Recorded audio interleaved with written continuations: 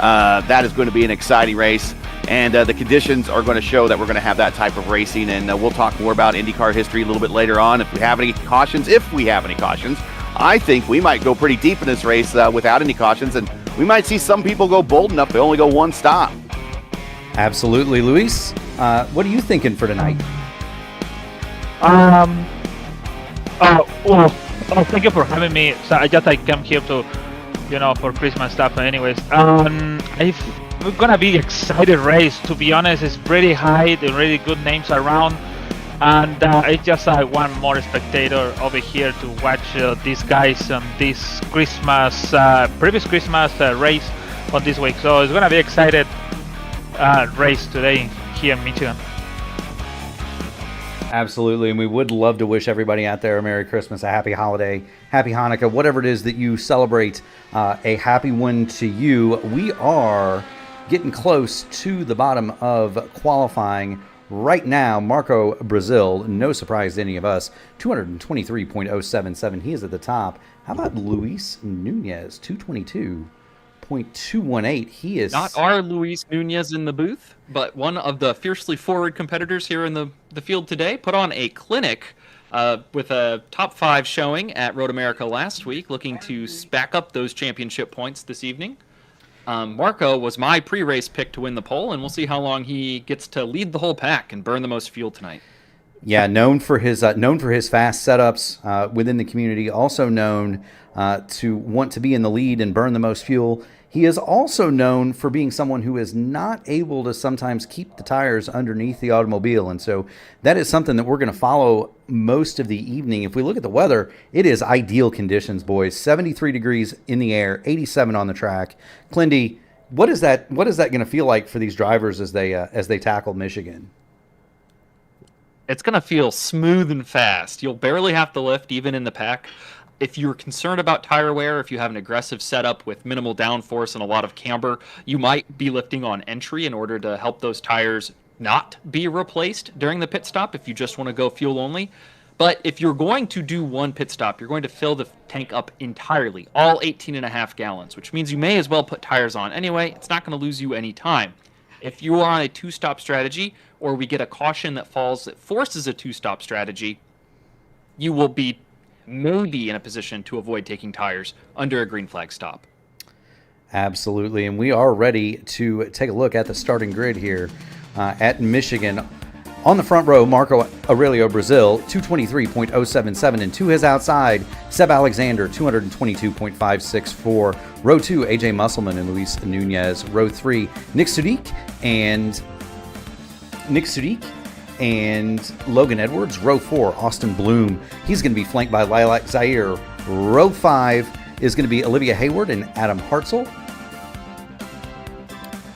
In the 6th row, we've got David Hinger and Jacob Collins. Row 7 is going to be made up of Matt Taylor and Uncle Robin Glenkus. He's going to roll 14th. The General, Kevin Burrell, he'll be 15th. Matt Hollybot at his outside in 16th. Rob Belechka did not take time. Neither did any of the following drivers: Alexis Newsom, Will Lyon, Rashad Craig, Nathan Moore, Daniel Resch, and Alan Berteau round out your 23-car field. Yeah, a few drivers to highlight at the back of the field. Rob Malechka III was one of the premier oval experts and will continue to be in the Pro Series. I believe he finished high enough in the points to retain his black belt, if you will. Will Lyon is the reigning Indy Fixed Sprint champion, and Daniel Hesje is a recent podium winner in the Iconic Series, the VOR Iconic Series, which you can see broadcasted on that YouTube channel. Absolutely, getting a look at the plain white wrapper from Jacob Collins. That's one of your buddies there, Clindy. Yes, he is my road racing teammate in the field. I know that you've got Seb Alexander in there on the front row, so we'll see how our teammates either work together or flash heads tonight on the track. That is going to be a big story here for everybody involved, is going to be the teams and how those teams play. Do they play nicely together? Do they work together? Do they not? The community is full of such teams as the field begins to roll away. Watching Seb Alexander in the Indy Alliance Racing Machine to the outside of the front row. Get a look at Marco Brazil. He's leading him down pit road.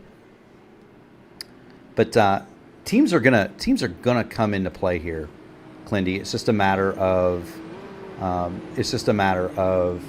how they come into play, right? Are they going to be used to save fuel? Or are they going to be used? A ton of teammates in the field. A lot of well-known teams have single car entries this evening. You don't have a whole, 4-stack of i5G drivers or power slide drivers or fiercely forward drivers or IAR drivers. Everyone's got maybe 1 or 2 friendly buddies in the field, but not a whole stack full of teammates. Well, there are 3 IAR cars. There are 3 fiercely forward cars, at least 2. You do have, maybe not multiples, but you certainly do have friends out there. And drivers that will work together. They may not be on the same team per se. There are a couple of All-American iRacing cars out there. So you do have some teammates, but you also have to remember the interpersonal relationships of some of these drivers.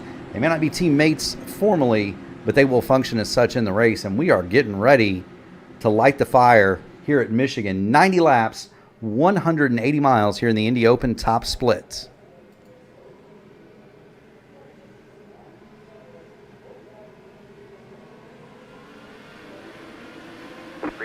Green flag. Oh, Marco doesn't waste any time. He wants to lead every lap, including the last one. But using this much fuel this early may be to his detriment. Yeah, I think definitely I definitely think the tortoise to the hare is the really the way to go for this race. And there we see AJ going to the inside and ducking out of the way.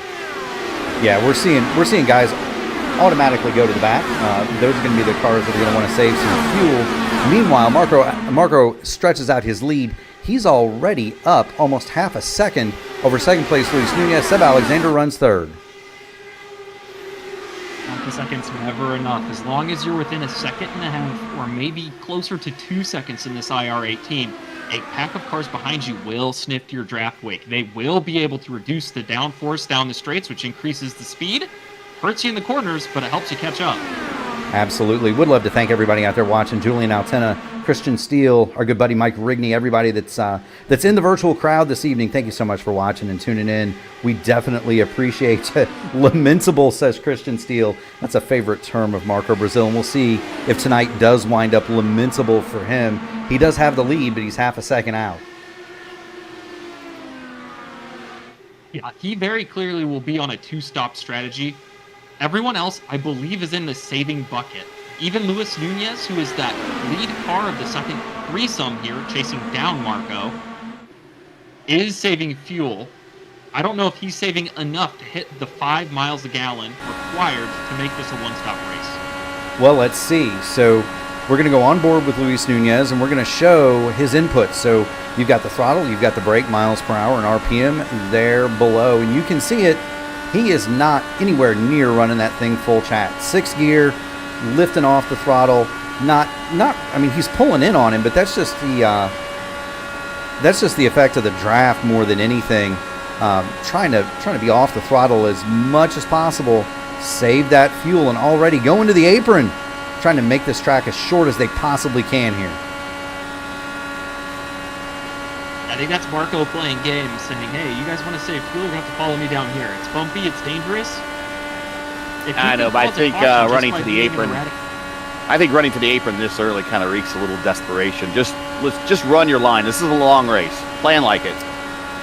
It is very much a long. If he runs his line dangerously to make everyone behind him zigzag or drag in, if you will, snake down the front stretch, that might cause the pack to stack up or have a little action, maybe cause a yellow that forces a different strategy from all these other drivers.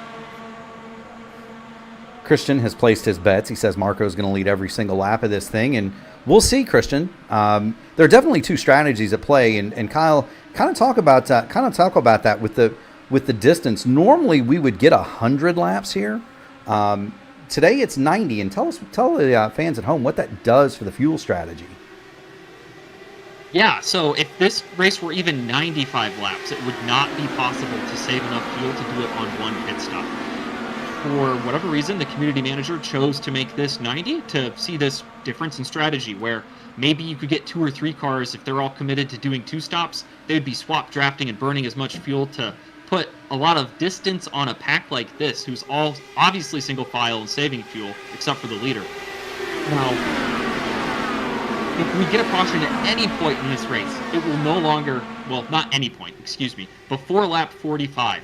If we get a caution between now and, let's say, lap 38, it will become a 2-race stop again. Absolutely, and that's the disadvantage to doing what Marco's doing. He's sitting out front, he's leading the race, but he is absolutely burning a ton of gas. Looking at Logan Edwards right here, Logan Edwards has been on the charge. He started sixth. He fell back. He's running fifth now. He's looking to the inside of Adam Hartzell. That is fourth place, and right up in front of him is Austin Bloom, who has gone past both Hartzell and Seb Alexander. Edwards to fourth, and he's going to be looking for third. He's been really effective on that low line, Clindy. Yeah, the low line has a couple of things going for it here. One, there will be uncontested clean air. The leader generally likes to run the second lane, which, if you look at the grooved pavement here, where each strip of asphalt lies, you'll see Marco kind of puts his nose cone here in 3 and 4, right on the yellow line, but in 1 and 2, he'll put his left sides on that first strip of adhesive, a grooving that separates each groove of the racetrack. Whereas the following cars don't want to go there. There's a really weird transition in the banking where it will unsettle or upset the car, and if you're following deeper in the pack, generally no one will go down. Whoa, we got a spinner on the back. Car to the inside. And that is Austin Bloom. He's gathered it up. He didn't hit anything, so he has no damage, but he's lost the pack. And He needs a caution. Let's see what's befallen Austin Bloom here. He's going through turns 1 and 2. He's going to come off at 2, and the car just comes away with him. He's going to spin it to the inside. I do not believe Austin hit anything, but that is going to be disastrous for his hopes. He was running with the lead group.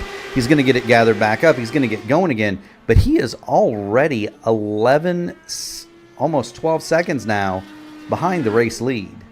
I think that was a classic case of looking in your mirror and seeing that the car behind you had a run. Seb Alexander was there, so Austin pulled the wheel to the left, which caused a bit of a tail slide. He was on top of the controls and able to save the car, but it may not bode well for the rest of his race. Well, and that's something else too, Clindy. As you know, as the tires here get some heat in them, there are only a handful of tricky spots on this track. The trickiest, though, is probably coming off of turn 2 on old tires. You got to be really careful, really on top of your tools, and really make sure that you don't yank the car left right there, because if you do, you're going to go for a ride. And Austin Bloom just kind of learned that lesson. Meanwhile, we're watching Seb Alexander. He is going to go back past Luis Nunez. That is into second spots. So move Luis Nunez back to third. Adam Hartzell fourth. Logan Edwards fifth. And really, the whole thing is kind of quiet now. We've got this little battle for second, but pretty much everybody back. And we'll take a look to the back. That's AJ Musselman there. So we'll have a look at AJ. He's got his buddy Nick Sudik behind him. Matt Hollyball in the All-American iRacers car. I think Seb saw that he couldn't make the fuel number, and now he's decided to push. Let's see if he and Marco work together here in swap draft. If you watch my track map video for Auto Club, Fontana, or California, however you'd like to call it, Seb and Marco are actually the 2 drivers who were executing a swap draft in my How to Leapfrog segment. Yes, and both those guys are very good at it. Both of these drivers know each other very, very well. Of course, not teammates, but they are very familiar. And a lot of times, if it's not your teammate, it's going to be somebody you trust. And how does that play with a guy like Luis Nunez, who is newer to the ovals in this series? Maybe when it comes down to it, is that going to be somebody that the more experienced guys trust or not? Speaking of trust, give a shout out to Rob Unglenkus. Rob has moved it up to fifth. He's going around. He looks like he's going to go around Logan Edwards there for fifth, and he's right on the rear wing of Adam Hartzell there for fourth. So nice drive up to the front for Uncle Rob Unglenkus. Yeah, up 9 spots. Yeah, who are you going to trust more than your uncle? Yeah, exactly. You can see his steady march toward the front for Rob.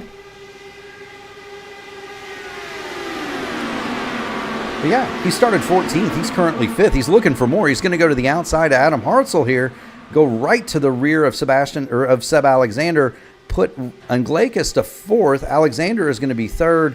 And the top line here will generally prevail. AJ down low again, going back to the back. Sorry. Oh, absolutely. These guys have decided that the time now is to go, and so you're going to have two different deals, Clindy. The guys that are going to go hammer down now.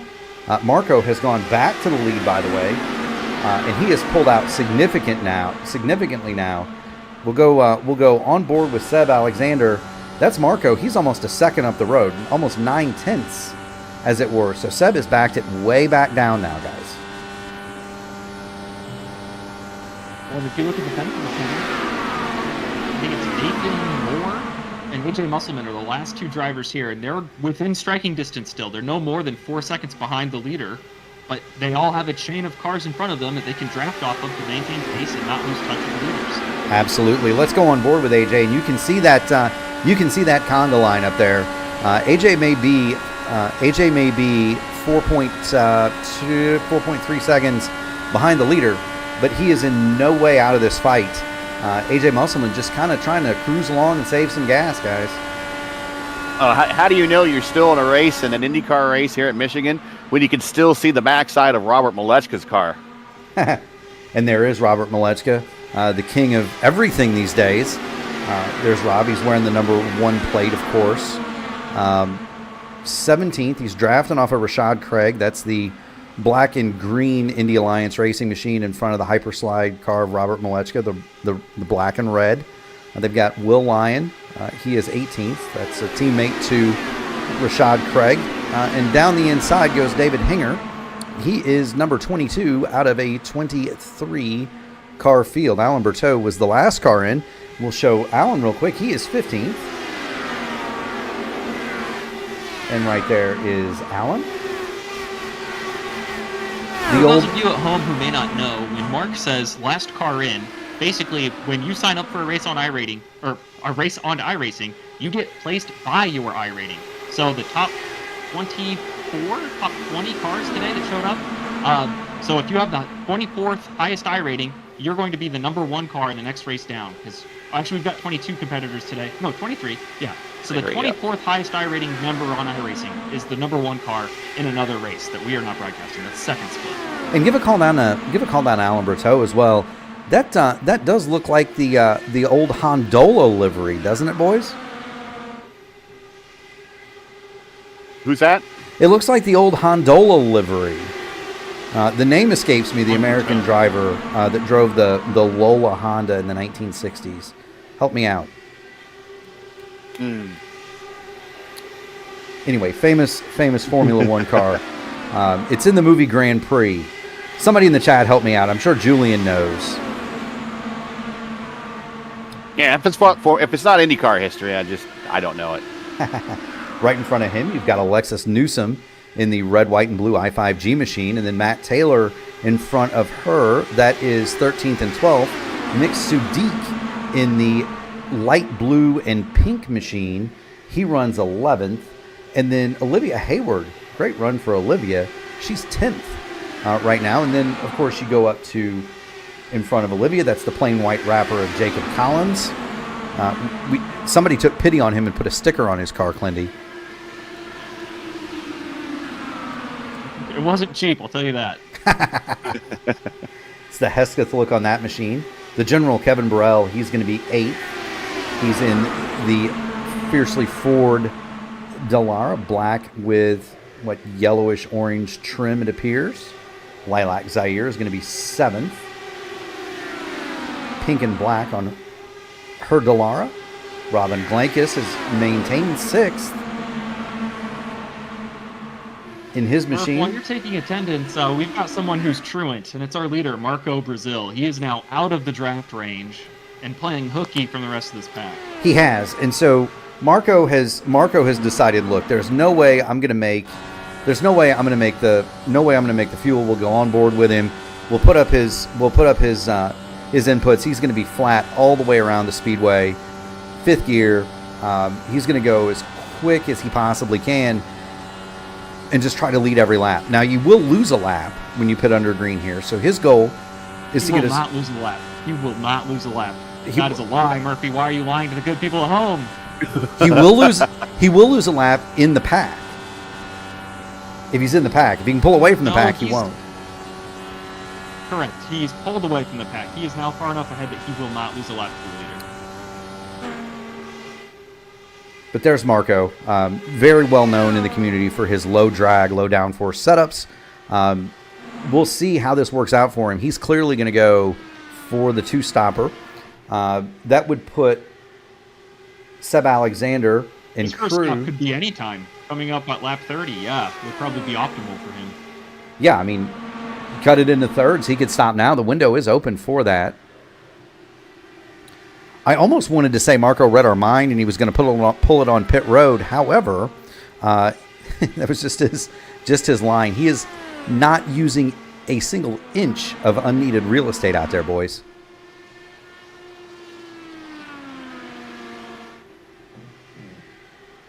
I want to give a shout out to everyone in the chat. It's been very active tonight. It's really good to see you guys all here Monday night having a good time. Absolutely right. We do have a lot of concurrent viewers and do want to thank everybody who has tuned in the broadcast this evening. Quite a few of you. Good to see some well-known members of the community. We mentioned Steele and Julian Altena, but several of you out there definitely appreciate that. Your engagement is noted, and we thank you not only for watching but chatting with us. If we missed something, please feel free. Put it in the chat. We'll talk about it. The field now pretty much single file. Alexander has now broken away by about a second over Adam Hartzell. So he's decided he's going to go reel in Marco, who's coming on to pit lane. Wow, that's early. It's his thirds. He's going in thirds, Gary. Yeah. So I think actually Murph is right. I think he didn't put quite enough space between himself and Seb Alexander to avoid losing a lap here, but he should get it back in short order, drafting and mashing the gas to the floor here. Slides a little bit coming into his pit stop. Car goes up in the air. Of course, he's going to take tires. That takes less time than a full tank of fuel. And there goes Marco Brazil down and away. Very good pit stop, 8.4 seconds. And let's see where Marco blends out here. Here comes the field. There goes Seb, so he loses the lap. But where is Marco going to come out now?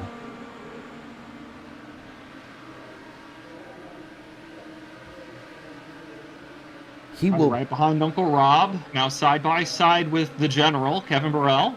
Yeah, so he came back out in the top five. Now look at him. He is just going to stand on the gas. He is going to go right back toward the front. And his goal here is going to be to unlap himself from Seb Alexander, who has darn near broken the draft to Adam Hartzell. Yeah, so Seb will be on a very similar strategy here to Marco. Seb will probably be pitting, I don't know, around lap 32, 33, 34, 35 in that area. I don't think his fuel cell will take him much further than that. I think the best thing that could happen to Seb is to have Marco come get him, because those two will start if Marco's going to be able, if Marco can get back to him, those two will start to slingshot and see if they can't gap the field. Would be my guess. The issue here is that Marco is just going to drag the rest of the field back to Seb. Yeah, it's like the worst thing Seb could see is that blue car head of the Congo line, toting them all forward, saying, "Hey, let's put my hands on your hips." Any comment on the Congo line, Gary? I'm watching further on back with some more known quantities, especially we see here comes a pit stop here for Alexander. A little bit further in the back with known quantities that we see kind of in the oval series. I'm not taking my eyes off Robert Malechka. I know that MAB here has a different strategy, and he's going to try to make it work. I just don't see him making it work. I'll be happy to eat my words at the end of this if we go 3 wide off of 2 down the backstretch. But my eyes are still going to stay with Robert Malechka, who seems to make – this is a home game for him, and he always seems to make this race work out for him. Absolutely. The aforementioned Hyperslide driver, iRacing 500 winner of pretty much everything of recent. That's Robert Malechka in the number 1 plated Dallara. He is 17th on the day, but we're inching into now that Seb Alexander has made his stop, and let's go cover him and see where he comes out, because if he and Marco can work the slingshot, that could be effective for him. And Seb, he's going to come out in front of Marco Brazil, and they have broken the draft. Now they're going going to try to go as fast as they can and leave the rest of the pack behind them.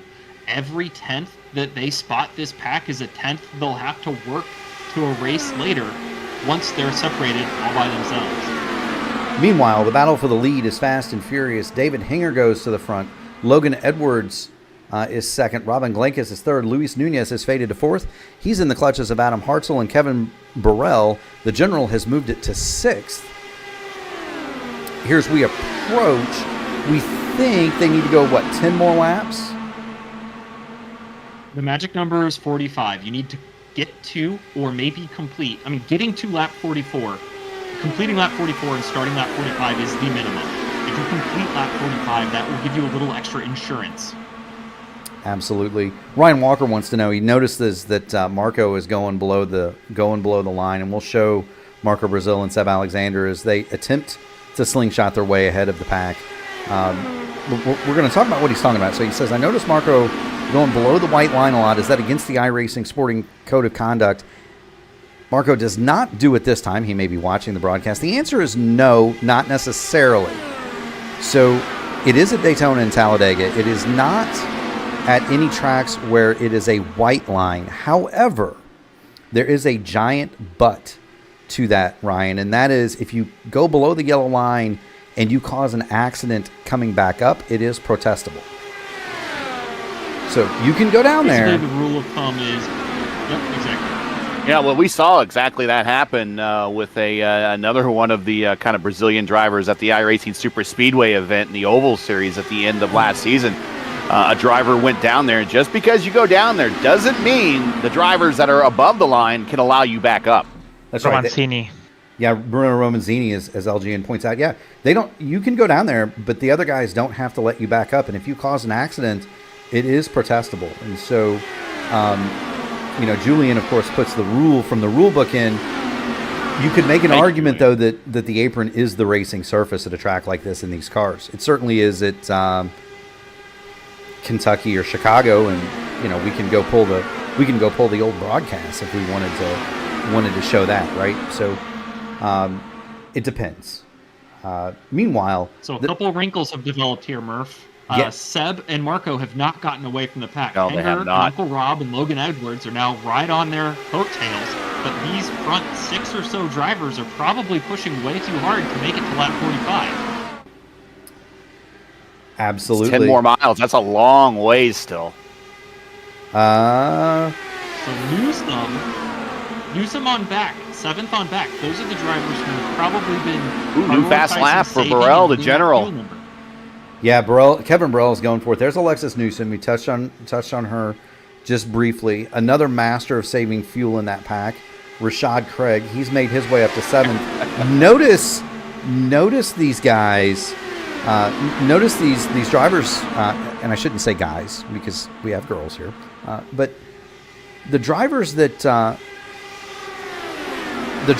you would think of as the usual suspects that were hanging out in the back, they're not hanging out in the back anymore, fellas. No, Malechko's found his way up to be the 5th car in the 3rd pack. Yep. It is time to go for a lot of these drivers, and we know Alexis could definitely save fuel. Remember, she shaved the whole pit stop off her Indy 500 win by stopping one less time than everyone else. And really did it very patiently, just watching 1st and 2nd place and staying right in their tire tracks. And then when the end of the race came, when everyone else had to make 6 or 7 pit stops, she only had to make like 5 or so. So that matters. It most certainly does. It's a lap. Here it's a full lap that you can gain.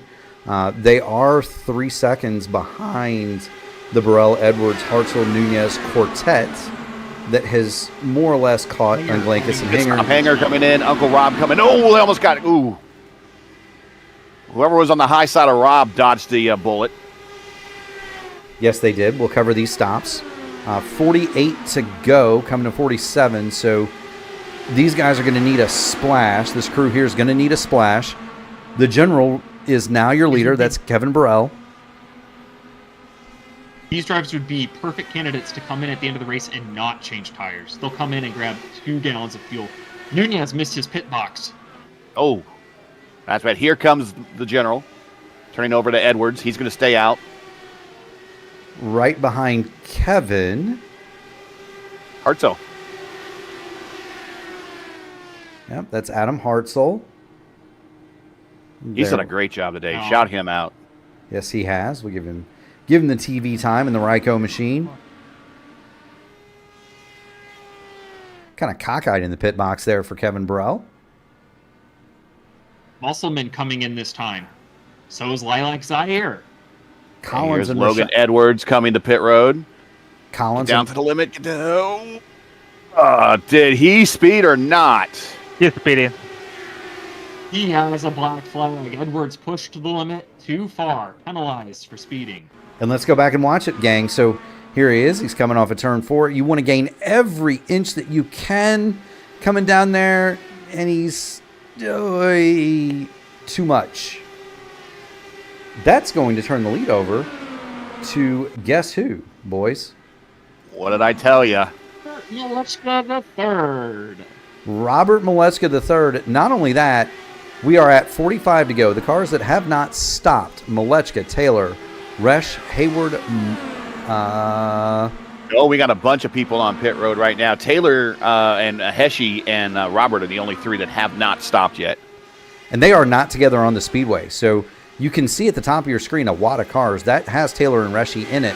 Molechka is 3.7 seconds ahead of them, waiting on Rob to come to pit lane. He is going to do so this time.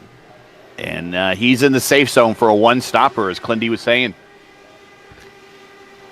Everyone who hit on this lap and the lap previous, so Collins and company, they should all be fine to make it to the end without stopping again. So long as they find a pack to run in. Every lap you run by yourself or breaking the air without a car in front of you is 1/10 of a gallon or 2/10 of a gallon you will never get back, and you cannot save. Taylor on pit road.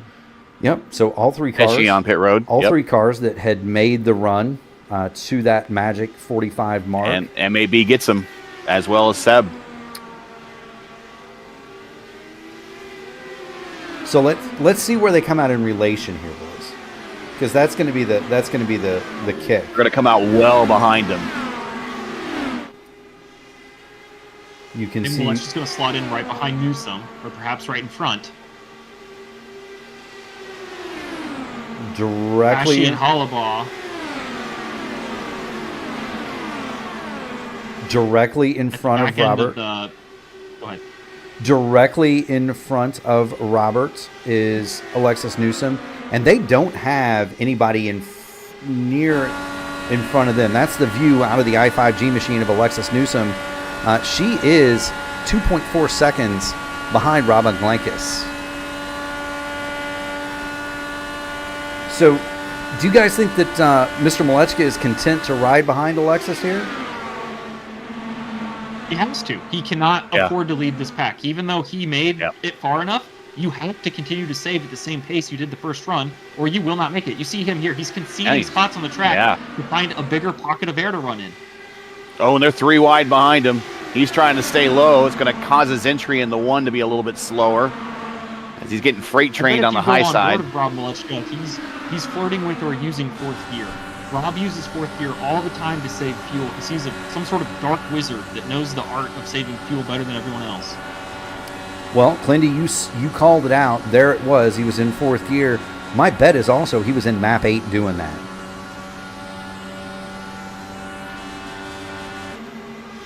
But he's fallen back. It was trivial for him. It was an easy decision. I'm going to give up all of this track time, all of this track position, because I want to make it to the end without stopping again. Correct. And the cars that he is racing are Matt Taylor and Daniel Reshi. Those cars are, 2.5 seconds behind him? They are not in the same pack. Nathan Moore going to the back. I think AJ decided he's going to do the same.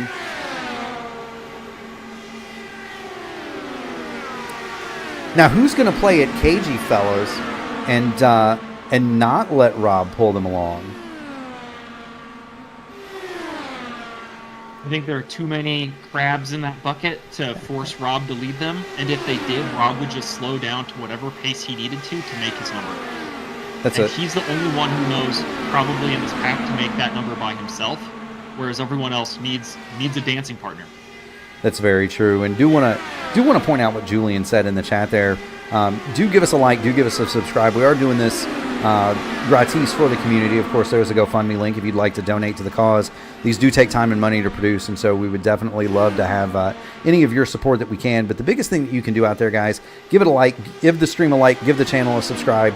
That does help us more than you can imagine. We are working 39 to go here at the Indy Open Top Split at Michigan. 90 lapper, 38 to go. Seb Alexander and Marco Brazil are your two leaders.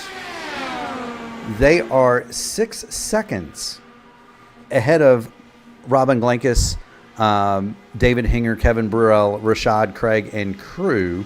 Well, Hinger and Glenkus and Burrell are 6 seconds behind. Yep.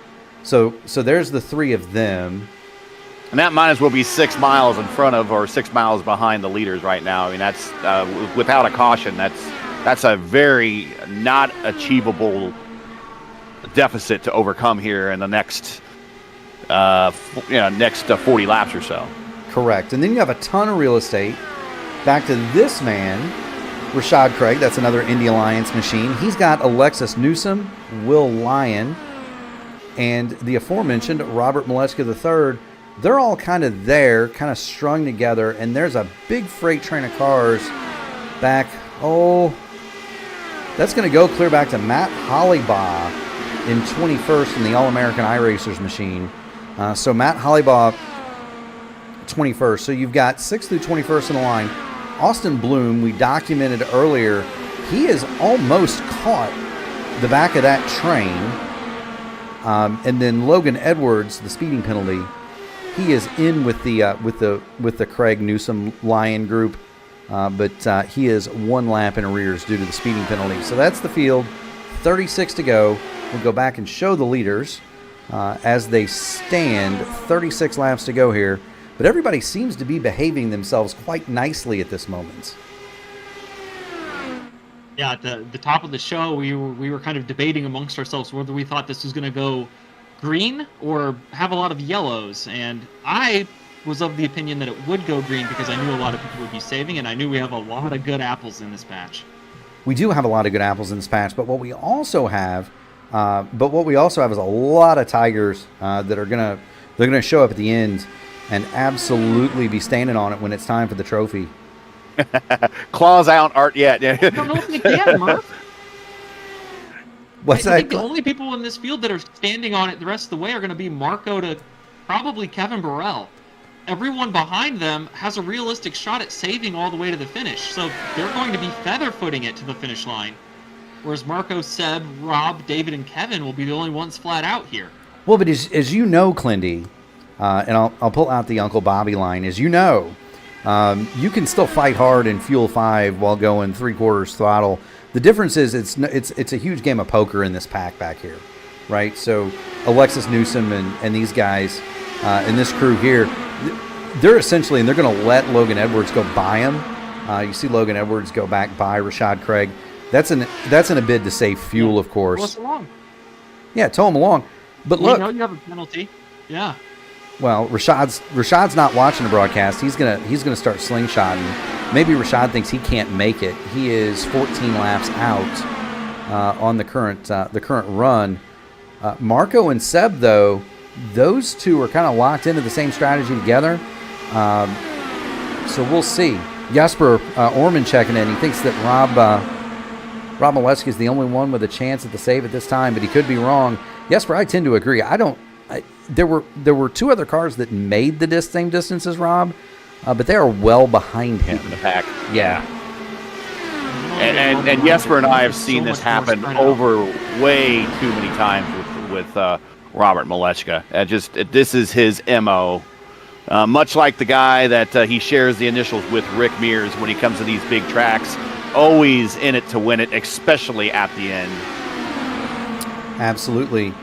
Let's take a look back up front, boys, because we're going to see Marco Brazil and Seb Alexander. Caution! Caution! Caution! Daniel Hesche, I think. Yeah, Hesche involved. Now we got a different ball game, guys. All right, let's first see what happens here. We've got him 3 wide. They are 3 rows deep, and he comes. Alan Berteau got so close, and then Netcode takes over. Yeah, so single car. Rushy to the bottom of the speedway. I'm surprised that caused a yellow. He spun right in front of other cars. Even though he got off the surface quickly, that little pirouette he did with 2 cars trailing is going to be a caution every time. Okay, so this is going to be good for Marco and Seb. I think they got to stop again for sure. And this is going to be good kind of for the rest of the field because they'll allow them to save. Yeah, everybody's going to stop here, Gary. Yeah. I don't think there's anybody that's going to chance staying out. I don't think. I mean, the driver with the most fuel is undoubtedly Robert Malechka. If Rob stays out, he has to lead, and then he won't be able to make it anymore. I think that's Edwards getting his lap back. That's Edwards, yeah. He's a lap down, so he'll have to come in next time or just stay out for the wave round and hope for another caution. But Robert then should have an edge on everyone coming off of pit road. Unfortunately, he's so far down pit road. He's got a longer run to get to that exit than everyone else. Marco a little slow in his box there. So we'll see who chose track position. Will's going to beat out. Will's going to beat him out at least. Looks like Matt Taylor did. Also, your teammate there, and now, Rashad did. The He was texture of with this the race has completely changed. Yes, Instead it of has. seeing a single file conga line, we're going to see 4 wide, 3 deep because these guys all know they can make it, and the temperatures are cool. Yeah, there is absolutely no more saving that's going to happen here. We're going to have, 27 laps, guys? I think there's no way this race 29 to go, and we'll probably go green with 27 to go. Yeah, so there is not a chance, boys. What do you have, Gary?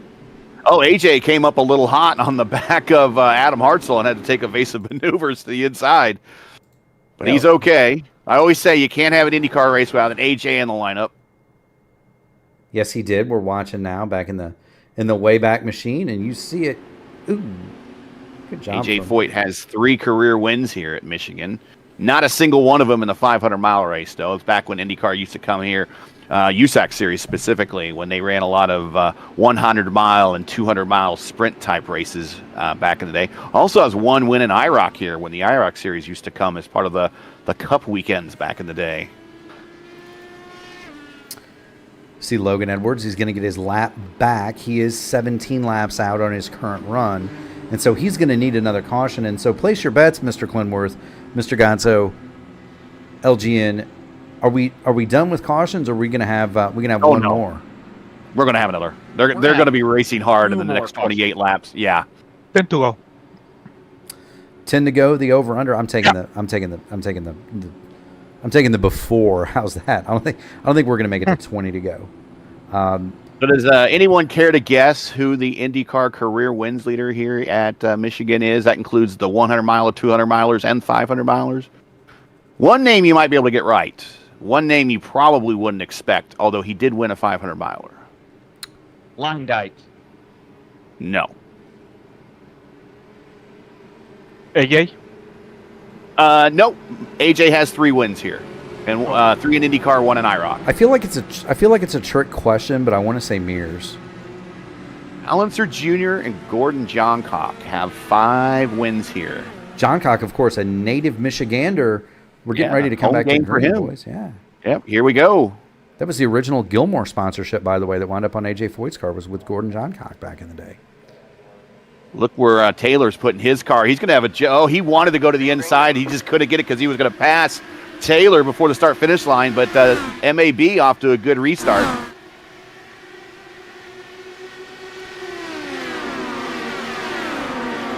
See everybody file through turns 1 and 2. See if they can get through safely. I should mention Al Jr.'s all his of his wins, 4 of them in IROC, 1 in IndyCar. But Johncock, 4 in IndyCar, 1 in IROC. Counting those IROC ones back in the era when IndyCar drivers actually dominate IROC. Rashad Craig moving up, taking a look for 6th.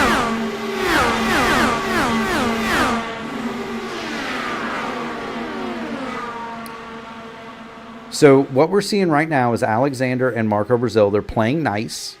They are swapping the lead. We're seeing Robin Glakis kind of break away into 3rd. Christian Steele in the chat, bring back lifting and tire wear. Well, I agree. You know, I do to a certain extent. But there's a certain skill involved in this too. I mean, let's be fair. Everybody knock off your front wings. 3 wide. Taylor on the bottom. He's got Kevin in the middle, and he's got, David Hinger up on the top? Now, interesting, we've got these IAR cars coming around Kevin. That's a former teammate. Do you race a former teammate even harder than you used to race him? Just to prove a point? Are you asking? Are you asking me that as the former teammate? I'm asking you because you're a former teammate. Would you race him harder? I think Kevin Burrell has earned enough respect in the community to be raced with the utmost respect at any moment. How's that? That's a very political answer. You should run for office someday. Maybe I will. There's Kevin. He is 6. He's being chased by. Now he's got. Will's gonna I want to pass this guy. I want to pass this guy. If you guys at home don't think that skill matters anymore, watch Rob Malechka. He will be in first place, or is fighting for first place. The next couple laps. The last 10 laps. Easy. Yeah, here he comes. He's restarted 10th, 11th. He started the day. Oh golly. 3 wide. Matt Taylor for to the second. outside looking for the lead. All the Taylor, way up by the wall. Make that 4 wide, boys. Going to the middle of the corner. Oh my goodness. Wow.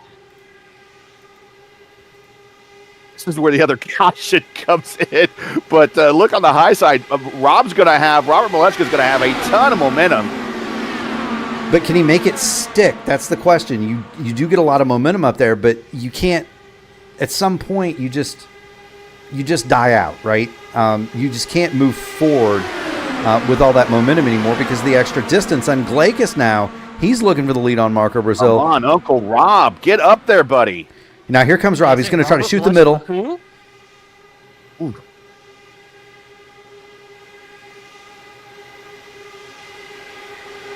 He's going to try to shoot the middle. He's looking for any sort of room or mistake from Glakis so that he can just blast right up through the middle. We're talking about Malechka, but blast right up through the middle there and take the lead. Alexis Newsom on the bottom. Alexis, she's in a spot where she's going to be in trouble and that's what. And there it is. There it is. She saved the race car. Great car control. What a save from Newsom.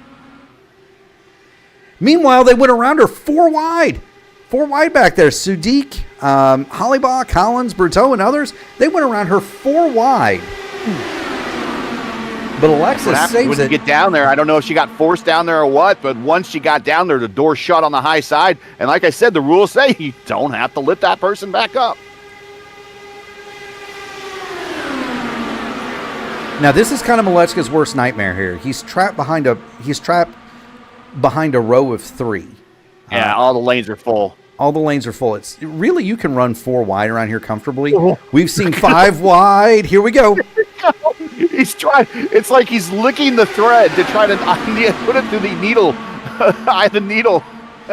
There he comes. Am I going to fit? And where did Matt Taylor come from? He's been right there with Malechka the whole time.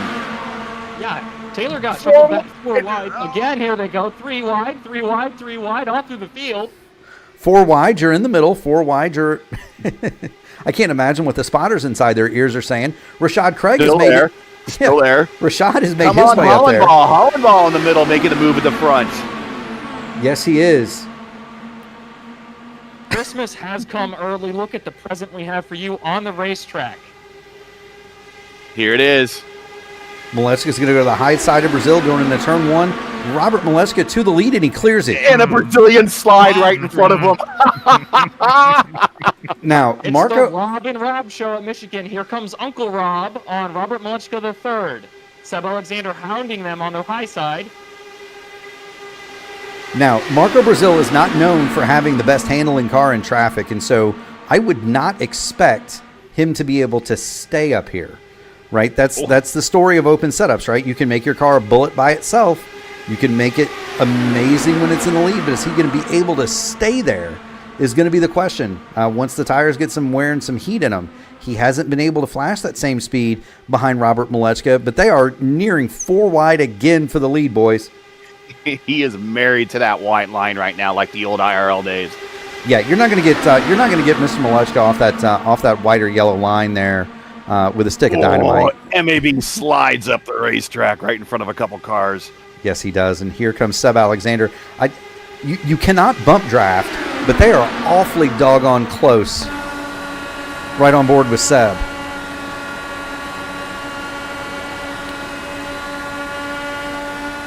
That's what it looks like at 225 and change down the back at Michigan.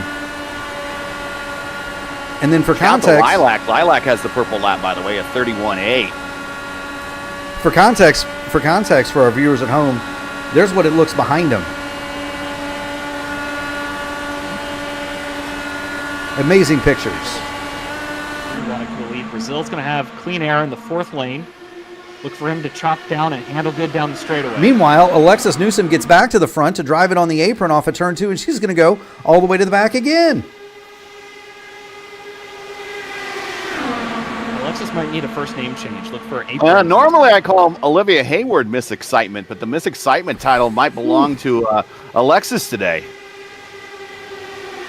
That is 2 amazing saves. She definitely gets the quick hands award, and we're going to go 4 wide for the lead one more time. Oh.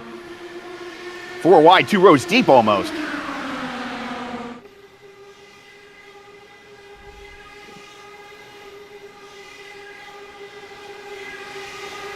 It is less than a second from 1st to 19th. It is less than half a second from 1st to 10th. Look for Brazil to make a move here. Here he goes. He's down to the apron. He needs to get this pass done, otherwise he does not. Oh! That was ballsy. That was really ballsy. It also sets the rules that Robert goes, okay, I can do that to you now. Well, Robert did it to me without me ever doing it to him. Go watch any fixed broadcast from 2 seasons ago. Now Clindy. To be fair, I did it 2-3 seasons ago. Anyway, here comes Malechka, and he is not going to repeat the move. I think Rob's going to, if he needs that, he's going to save it for when it really needs 100%. To be done. Apex. Playing with fire. He knows Brazil pushes up. Apex Chris, he's getting stressed out watching this thing, man. You ought to come to the booth. We're passing around the Rolaids up here. We're going to go 3 wide for the lead one more time. That's Alexander up top, Malechka in the middle. Brazil on the bottom, and he gets cleared by Malechka, and by goes Andlikis. Brazilian clear. Love it. Oh, Seb's going to have a run here. Ooh. Christian says, get him, Rob. I'm saying get him, Seb. I know we shouldn't show bias in the booth, of course, but those are my guys. I will help them work on that car, of course, and it's good to see them up front running good. Rashad and Seb and Will all, but this is just an amazing battle. Coming to 10 to go. Here come the fiercely Ford cars, and oh my goodness, Marco Brazil almost gets in the back of Nunez. Rashad Craig making an appearance at the front. We're going to go 4 wide, 2 rows deep, one more time. And I think that's, if really MAB's car is not set for downforce, him being marred back in traffic is not really where his car is going to work the best. It's typically not. Now, what saves Marco here is the fact that the track and the ambient are so cool. Whoa, Marco slides up. He can't hold the bottom. Now, everybody around him knows that. So, we've kind of talked about it, Gary, as they go 4 wide for the lead. 2 IAR cars. That's a hyper slide on the bottom. And they've got Robin Glakis as the meat in the sandwich. But what you're looking at is these races, everybody races together so much, right? In these top split races, in the high-level leagues, we all run them together. And everybody races together so much that we all know everybody's tendencies pretty well. Everybody knows that Marco is going to set the car for low downforce. He's going to go to the front, and he's going to be a rocket. But if you can put him back in the pack, he probably isn't going to be able to handle. And that's what we're seeing in that number 4 machine. He just can't handle enough to get back to the front. Christian says this crash is going to be awesome. I don't know how much longer they can hold it together. We got 8 to go, 7.5 to go. How much longer can they keep throwing these massive moves? Alexis has driven it back to the front again. Yep. The same move Marco made last time to clear Rob on the apron. He got a big run on the high side with the clean air up there. If no competitor takes his lane away in this next corner, he's going to have a huge run down the backstretch. Now, I will say that the backstretch apron, it's much more difficult to make that move work than it is the apron on the front. He might have kissed the wall. Rob protects the white line. He's got Alexis right behind him.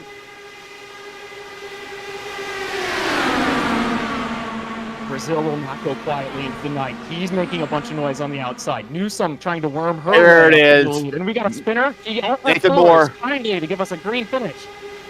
He's going to save the automobile. He does not bring out the yellow. Nathan Moore back on the track. No yellow. Racing continues at the front. And does it continue? We're still 3 wide for the lead. We've got another car in the back in the wall. That's Jacob Collins. He's missing the nose and the front wing. Let's see if he can limp it back around. But we'll stay with the leaders. Do not want to miss this.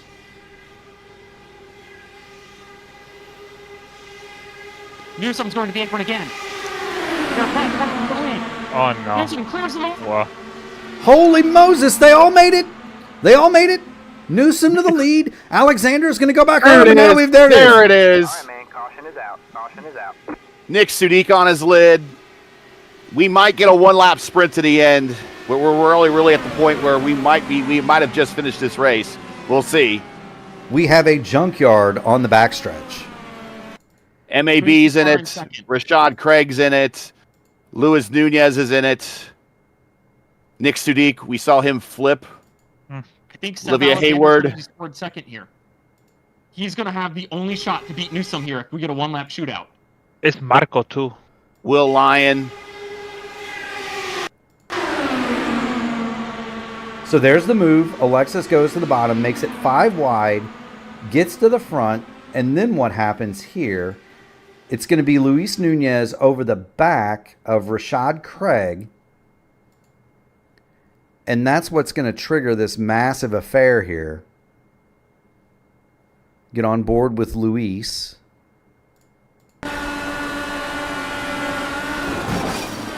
And that's all it takes. Yeah, So- just a little bit of a wiggle from Rashad, and he had to come out of it. But the closing rates are so great on these things. As the next thing he knows is he's getting run into by the guy that next thing he knows, the guy in front of him is making a little bit of a wiggle, and there's no time to do anything. You can't sit there and say, "Oh, it's ARCA brakes" or whatever. You get in here and try it. That's there's no time to react. No, and that's something that I always try to impress when people ask me what it's like to do this. It's reaction times. There is no time to react. You might have a chance to move your hand slightly left or right. Yeah. But you can't really make any giant moves, Clindy, because if you make a giant move, you're going to crash your own car. These cars are very sensitive. Stomp on the brakes, the car goes in a straight line or right into the wall. If you yank the wheel left, like we saw earlier, you just spin out. Yank the wheel to the right, you meet the wall. You have very few inputs that you can make quickly to avoid something right in front of you. Yeah, I mean, you can't even really lift. That'll change the center of pressure and make you spin out too. It's all about, it's just you get one slight movement and you either miss it or don't, and there is no reaction time. And so, that's a tough break for a lot of really good cars. But we're set up to have a really awesome 1-lap shootout here. And no one did anything wrong there. No one did. It just you're a little bit of a twitch, and the next thing the car behind you. I'm the car behind Craig. I see the twitch, and I probably don't have time to even slow down. But then again, I'm worried if I slow down, the guy behind me runs into me. So they're just so much. The closing rates are incredible. They are indeed. It's just a racing deal. They are indeed. So the remaining cars that we have, Newsome, Alexander Malechka, and Glakis Borel, your top 5. Lilac Zaire in the pink and black car, she is 6th. Matt Taylor 7th. Adam Hartzell is 8th. You see them. AJ Musselman is 9th. Will Lyon 10th. You see Will. He's got some nose damage. Yeah. I'd imagine we're going to see a lot of these cars pull into the pit lane. Austin Bloom is back in it. He was among the early leaders. He had the Lights out on the pace getting car. a one-lap restart. The lights are out on the pace car. Lap 90 will be the white flag lap, and it will be green. Now, this reminds me of a race that we did over on for the Oval Series. It was still, I think, the Fixed Series at the time. And a race that you won, Murph. You were lined up second for a one-lap dash to the end, and you pulled it out. You could probably speak from firsthand experience on what the plan of attack is for your teammate on Alexis Newsom, because you were in a battle with a driver just as talented as Alexis that was leading for that last lap. Yeah, Michele Constantini. So essentially, it's just all about timing up the run, and then as soon as you make that run, you got to get to the bottom. So for Seb, he's gonna have to time the run on the backstretch. He's gonna have to get somehow to the inside of Alexis, and he's gonna have to claim the bottom into turn 3. And then as soon as you come off of turn number 4, you have to hit the apron. That's how you win the race from second. If you're Rob Malechka, you can win the race from third. It's kind of the same thing, except he's gonna have to do it high. For Alexis, she's gonna have to choose one lane to block, whether it be high or low, and then she's gonna have to stick with that decision all the way home. And it's very difficult. It's going to be very difficult, and I have my money on Robin Glakis, because who knows if those 3 cats make it through to the finish. But here comes the green flag. We are going to be 1 lap to green. We're going to stay on the leaders. Will Lyon in the back. He is not coming to pit lane. Low restart. Uncle Rob loses a wing. Yeah, he got in the back of Malechka. We're going to stay with it. So Seb did not stay. He did not stay behind her. Not. She got a really slow start, and that's going to open the door for Malechka. Here comes Rob. He's going to have to go high, and he's going to have enough steam to clear it. He clears them. He gets to the bottom. He wins this. Seb going to have enough to make What did the I tell ya? switch back. What Here did we come I to the tell line. ya? Malechka, Alexander, and Matt Taylor nips Alexis Newsom at the line for third. What an end to that. What an end to that one. And let's go back and just watch the final restart here. Clindy, tell us what you see as Alexis Newsom approaches the line. I mean, it all played off in the restart. Newsom went as late as she felt she possibly could to kind of stack up the field and get a good jump. Rob Malechka was ready for that move. He delayed, accelerating to get a run both on her and Seb Alexander to pass them both on the backstretch. This is exactly the move I tell you to do in my P1 Broadcasting track guide for Auto Club. I'll make sure I watch that track guide so I know how to beat you. But then it's not just about that. It's Rob is able. He's able to pull down in front of Seb. He takes away the clean air off of the wing, and then he makes sure that he's got enough to cover Alexander the line, and also has enough to throw the block on a fast charging Matt Taylor, who went past Newsom and was coming hard there toward the finish of the race. Hey, Murph, I mean, it looked like Rob kind of did exactly what you did to Nick DeGroot in Area 51 last week, kind of laying back a little bit, and it paid off big time. And what I tell you, it's like playing a roulette wheel and playing your bet safe. You just put a little money on black and a little money on red. Well, in this case, black and red is Robert Malechka today, and I told you, don't take your eyes off him, and sure enough, there he is in victory lane once again. Yeah, it's awful tough to bet against Rob Malechka at these places. And what a stellar run for not only Rob but Seb Alexander, Matt Taylor. We're gonna get the results up here just as soon as I can hit the button to cue them, boys. Maybe. With the win, we're going to have Rob Malechka the third, Seb Alexander second, Matt Taylor is third, Alexis Newsom, she'll come home fourth. Kevin Burrell rounds out your top 5. Good run for the general. Lilac Zaire is 6th, AJ Musselman 7th, Adam Hartzell 8th, Logan Edwards is 9th, and Robin Glakis, minus a front wing, he'll come home 10th.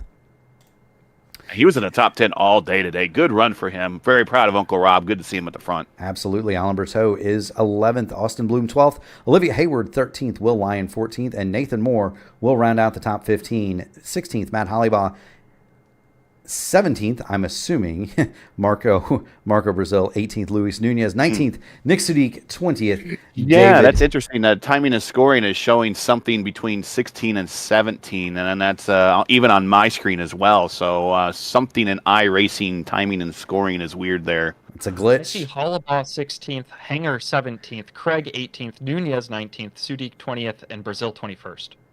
Gotcha. And so there seems to be some disputes. The timing screen for me is tied between Jacob Collins and Rashad Craig, so that may have something to do with it. We will go ahead and get these results out of here. We're going to get some interviews queued up, and we'll see who we've got in the waiting room. We have all three of the top runners. And so, Clinty, if you want to go ahead and grab Matt Taylor, I will get everything going. Can you go ahead and grab Matt? He's here. He is here. Matt Taylor, welcome to the P1 Broadcasting booth. Third tonight, late charge to get past Alexis Newsom. Tell us about your day. Oh, that was insane. Yeah,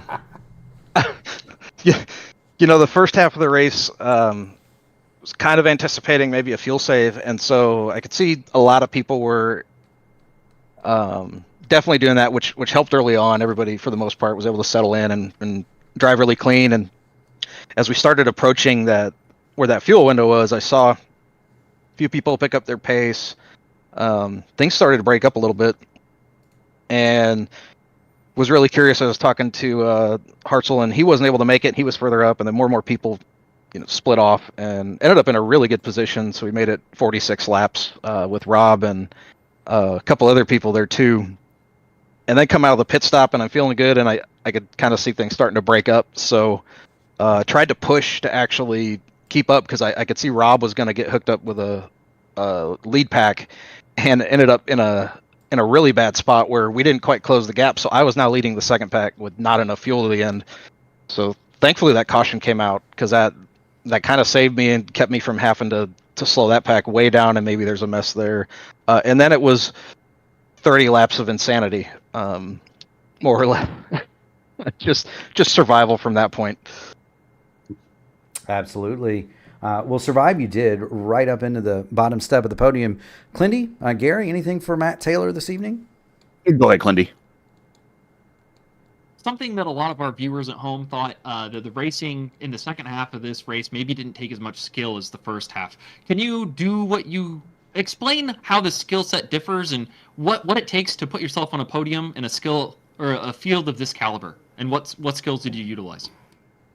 So that first half is car knowledge, like understanding how to max fuel save, what you need to do. And there's a lot of sort of like watching the rest of the cars around you and figuring out how the race is going to evolve. I talked about seeing that second pack. That kind of stuff comes with experience, but then you throw us all into a pack like that at the end, and everybody is just every lap trying to find some grip. You're behind somebody, and there really isn't as much grip as you would hope there is. Despite it being cold, I know I did, and Adam did too. We were losing the rears really badly, kind of through the middle of the corner off, and I think I could see other people doing it. We were sliding around more and more as that run went on, and you run 4 wide, 5 wide, eventually something's going to happen. So everybody's fighting for every inch to try and get out in front, and you hope you make it to the end. It would have been pretty wild if we'd have been able to finish that under green, and then just kind of getting lucky, picking the right line, trusting the tires on that last little run there to snag a few extra positions. Absolutely, Matt. Well, fine run. It's always a pleasure to race against you and your MadWorks team. Any shout-outs, friends, family, sponsors you'd like to give a holler to today? The floor is yours, my good man. Shout out to, we have a new member on our team, and Adam Hartzell helping us with some setup building. Really cool dude, and looking forward to what we can do moving forward with maybe an update and keep getting better with our setups. Absolutely. Well, that is Matt Taylor. He is third today here at the Michigan International Speedway. Fine run for Matt Taylor. We look forward to seeing him back next week. Yeah, thanks for guys. joining Appreciate that. it. Thank you. All right, let's go ahead and bring up Seb Alexander here.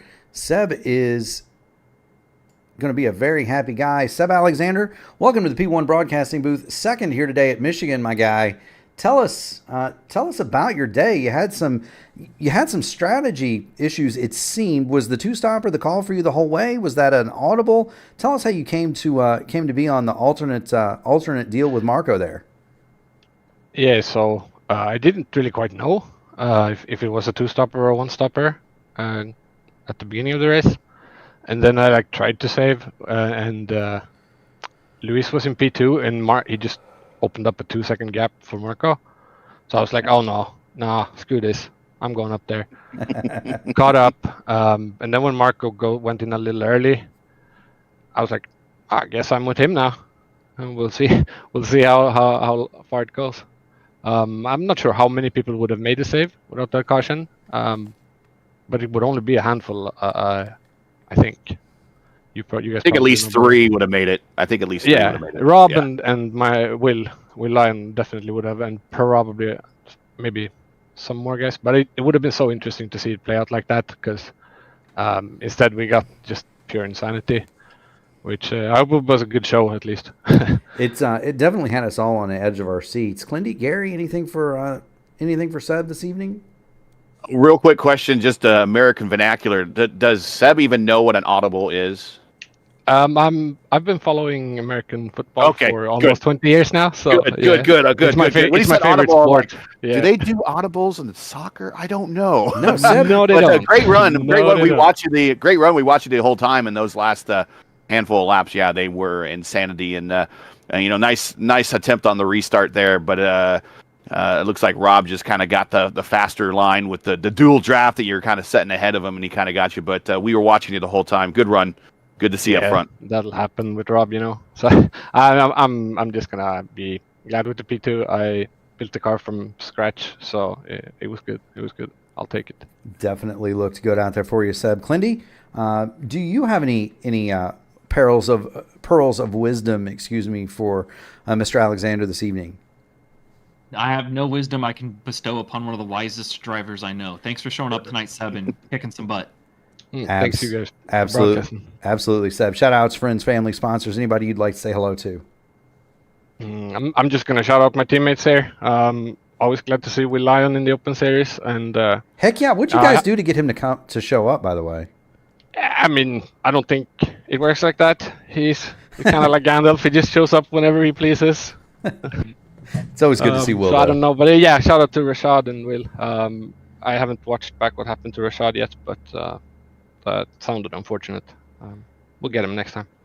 Absolutely. Well, always good to have you in the field, Seb, and I know how much work you put into those cars and how much effort that as a team we put into it. So it's always awesome to see you up at the front and having a good time and going fast, my friend. We'll talk later. You hear? For sure. Have a good one, guys. Absolutely. That's Seb Alexander. He is second on the evening here at the Michigan International Speedway. And last but not least in the booth, the man that is soaked in the champagne, that is Robert Malechka III. Rob, you were third coming to that last restart. Gary was kind of comparing it to my run on Constantini at Michigan a couple of years ago. Walk us through kind of what you were thinking as you guys rolled toward that one-lap shootout at the end.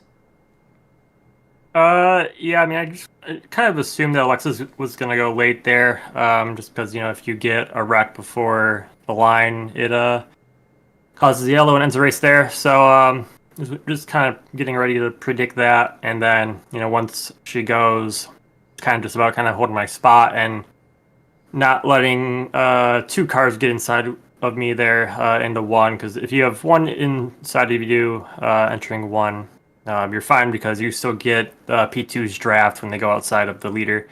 But if you get 2 on the inside of, especially turn 2, then you're kind of screwed, and you want to be that kind of second car outside line to get the run, and lifted pretty big into 1 to get the run, and just try to scrub as least amount as possible off of 2, and was able to get a massive run on Seb and Alexis, and pretty easily made the pass, and was easy from there on out.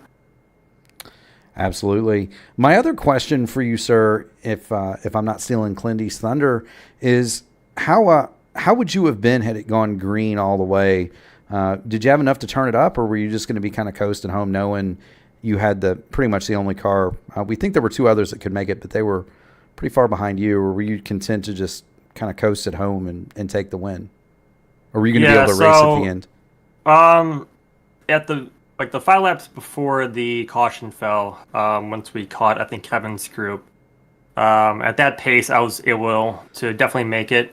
I had about a lap and a half extra at that pace, but obviously once you go full push, that burns up pretty quick. So, I was trying to keep track of everyone else's fuel around me to see where they were at, and I think Will would have been the only one, at least within 5 or 6 spots of me, that would have been able to make it. But I was kind of predicting that he was going to have to full save to the end, while I was going to be full push the last 3 or 4 laps. So, yeah, I mean, definitely was not comfortable making it to the end, but at the pace we were going, as long as not many cars pit in our group, was going to be good to go to the end. Absolutely. Clindy, Gary, do you have anything for tonight's winner? Clindy. Hey, Rob, first off, thanks for showing up tonight and helping stack this giant SOF. I know that you did well on the ovals in the Pro Series. What's the competition out there tonight versus the Pro Series? What's the difference, or how can you put it into perspective for our audience at home, how much preparation goes into those races and the difficulty difference for someone of your skill level? Yeah, that's actually a really interesting question because, in this field, there's a lot of IndyCar regulars that run this race quite often, or run these cars quite often. But in the Pro Series, there's not many oval guys in there, but the road guys that ran, they're the best of the best. They're the most talented drivers on the sim. So yeah, I mean, I would say in situations like this, it's definitely actually a bit harder in these pack races because it is not as skillful.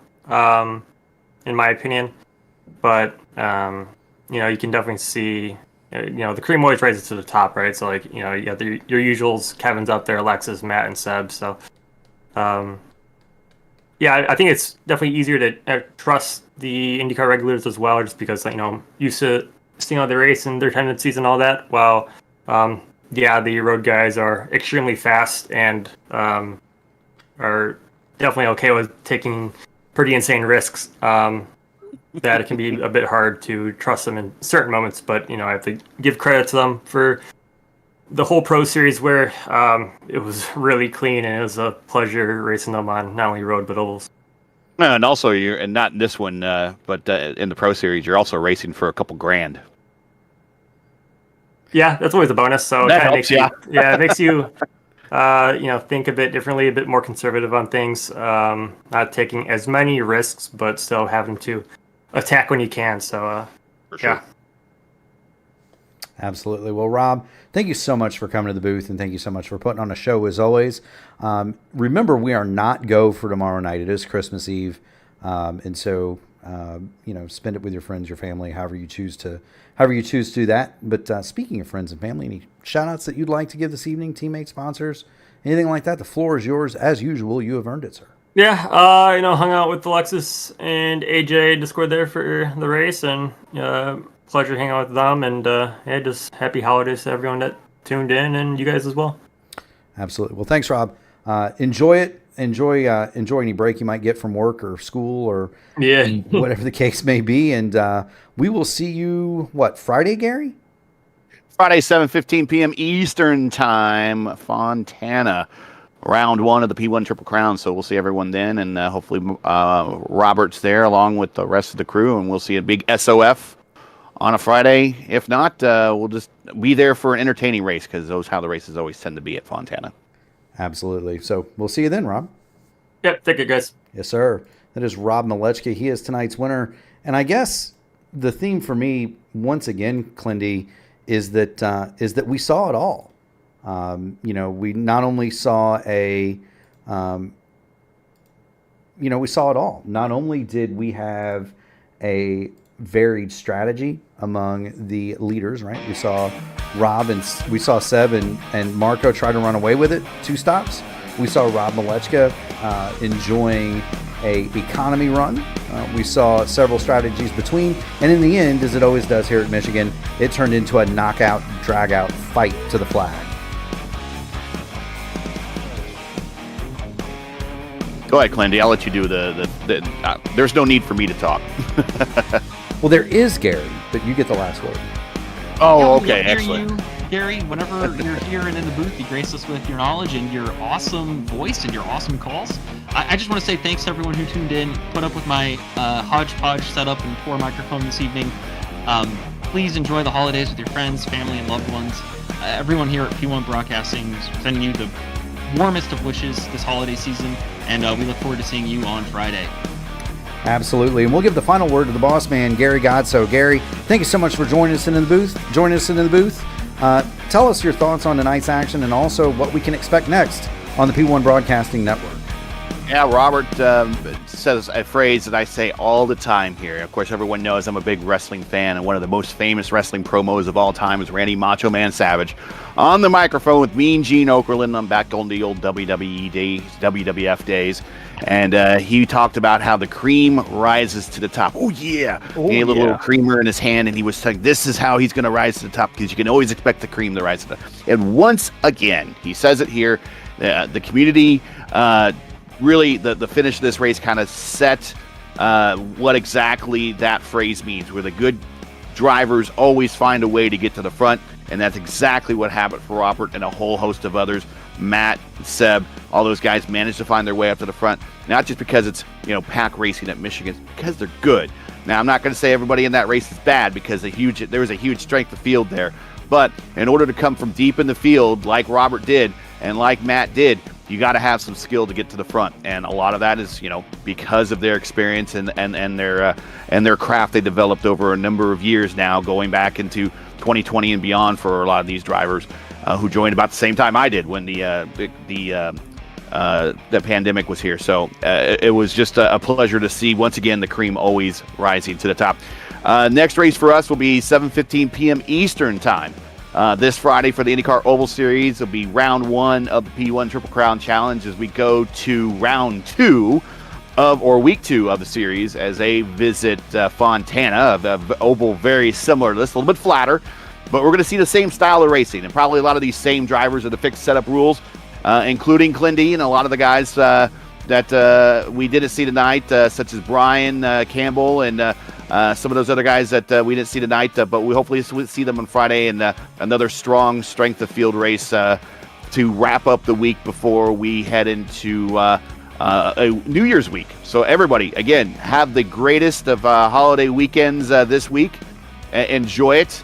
As someone had suffered a heart attack this year, make sure to mend those fences and say hi and bye and give a hug and a kiss to those relatives that maybe you haven't seen in a while, because you never know. But not to get morbid on everybody, it is a season of loving forgiveness and getting out there and just being a family. Do that, enjoy that, and be a part of it. And Merry Christmas, Happy Holidays to all. We will catch you Friday, 7:15 p.m. Eastern Time for the INDYCAR Oval Series, which will also probably have Murph, hopefully, in it as well.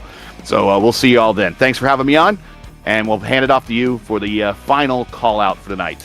Absolutely. Thank you, Gary. Always a pleasure to have our founding father in the booth with us. For me, always a pleasure watching one of these and not having to be in it. I would have definitely been upside down there at the end, and so it's always awesome to be entertained rather than to do the entertaining. I would like to thank everybody that tuned in to watch this thing. There were at one time over 40 concurrent viewers on our stream, and so that definitely helps us in every way imaginable. Speaking of helping us, if you could hit the like button, do the subscribe to the channel, do all those things. If you would like, there is a GoFundMe link. You can toss Clindy and I a couple of bucks, and we would definitely appreciate that, as these races do take time and money to produce. But for everybody at P1 Broadcasting, the main thing is that we want to thank our viewers. We want to thank our friends that are first responders, the police, the firemen, the EMTs that do the hard work at night so that we can lay our heads down on the pillow and sleep safely. For Mark Murphy, Gary Godso, Kyle Clinworth, and Luis Gonzalez Nunez, thank you so much for tuning in. And until next time, have a great night, everybody.